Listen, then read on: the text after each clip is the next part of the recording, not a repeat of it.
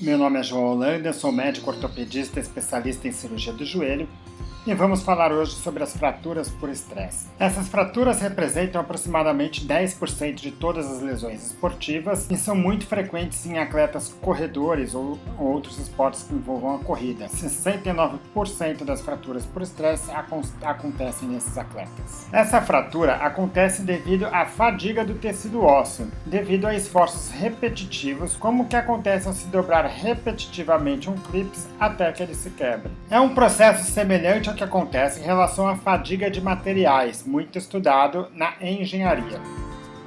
A fratura pode acontecer em decorrência de um esforço excessivo em um osso normal ou de um esforço normal em um osso doente. A principal causa para a fratura por estresse é uma mudança no treinamento, tanto em relação a aumento no volume ou intensidade, como uma simples mudança nas características do treinamento. Isto acontece tanto em atletas de alto rendimento, em véspera de competições, quando aumentam repetidamente a carga de treino e não conseguem se recuperar entre 2 treinos consecutivos, como em pessoas sedentárias que de uma hora para outra resolvem iniciar a prática de atividades físicas e já fazem isso com uma intensidade e uma frequência acima da qual elas estão preparadas para suportarem. Atletas de ultra resistência, como os maratonistas ou Ironmans, em decorrência do grande volume e intensidade de treino, do grande desgaste provocado por esses treinamentos e o pouco tempo de recuperação entre treinos consecutivos, estão especialmente predispostos a desenvolverem as fraturas por estresse. Deformidades ósseas ou deficiências musculares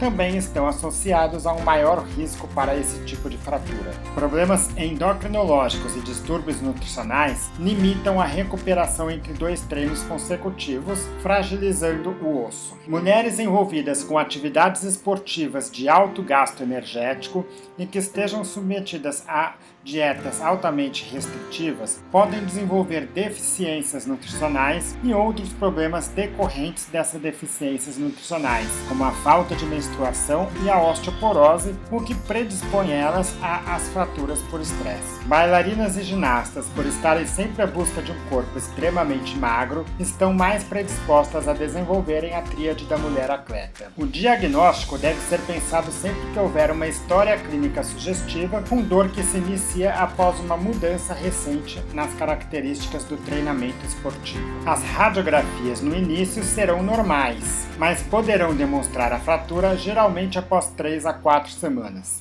O exame padrão ouro para o diagnóstico da fratura por estresse é a ressonância magnética, mas outros exames como a tomografia ou a cintilografia poderão auxiliar no diagnóstico. As fraturas por estresse são divididas em 2 grupos. Aquelas localizadas em uma área de compressão do osso, o foco de fratura tende a se fechar quando submetida a um esforço externo. Essas fraturas, elas têm um bom prognóstico de consolidação e são, portanto, fraturas de baixo risco. Já as fraturas localizadas nas áreas de tensão do osso tendem a se abrir quando sujeitas a uma força externa. Desta forma, são fraturas com alto risco de não consolidação e são, portanto, fraturas de alto risco.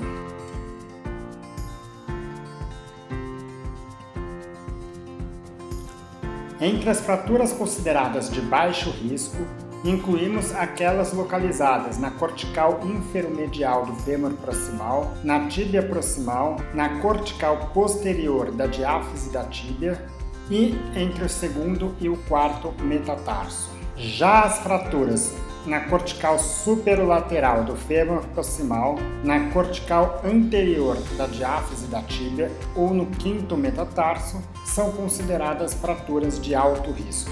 O tratamento envolve principalmente o afastamento das atividades de impacto sobre a articulação envolvida.